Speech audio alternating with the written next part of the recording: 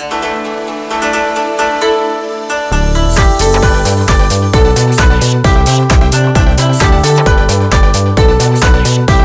quel a été le point de départ justement de l'histoire? Pourquoi 1977? Pourquoi avoir démarré sur ce sujet? Parce qu'en fait, il y avait vraiment ce plaisir de travailler ensemble, et puis un jour j'ai eu une idée, et je suis allé voir Alex et je lui ai dit écoute, j'ai une idée, on va écrire une opérette et ça s'appellera Jolie Jolie. Ah, donc vous aviez déjà le titre? Ouais, le titre est venu avant même l'écriture, avant même le sujet en fait. Et ça l'a fait rire, il m'a dit oui, et donc je me suis dit bah, alors on va s'y mettre, et on a travaillé vraiment. Vous avez interviewé Alex avant ou pas? Non, pas encore. Ah d'accord. Pour pas redire la même chose. Et donc après, comme Alex et moi on est plutôt des gens très sérieux quand on travaille, on a fait ça très sérieusement.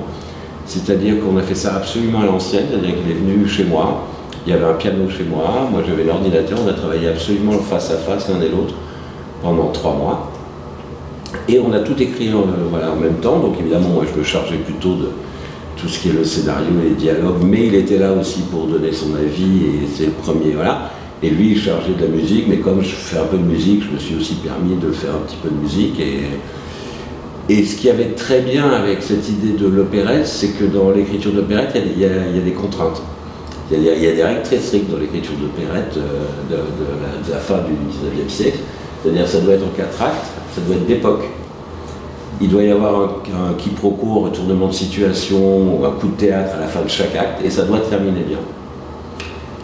Globalement, comme les 3/4 d'écriture de comédie, que ce soit Marivaux, que ce soit Molière, voilà, c'est vraiment une structure, voilà. Et comme il y avait chez moi et aussi chez Alex cette idée de parler du cinéma un peu perdu des années 70, voilà, de Cinecittà, dans certains cinémas français, voilà, tout ça c'est un tout petit peu mêlé.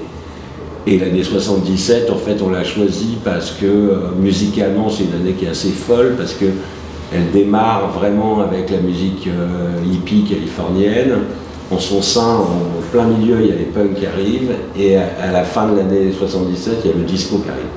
C'est-à-dire que musicalement, même si le film ni punk ni disco, ça permet quand même d'avoir une espèce d'échantillon quand même de styles très différents, et ce qui me permettait aussi, ne serait-ce que dans les costumes, voilà, le personnage de Mirette que joue Laura Felpin, on s'amuse aussi à la faire changer de style au fur et à mesure du film, et voilà. Donc c'était pour s'amuser en fait.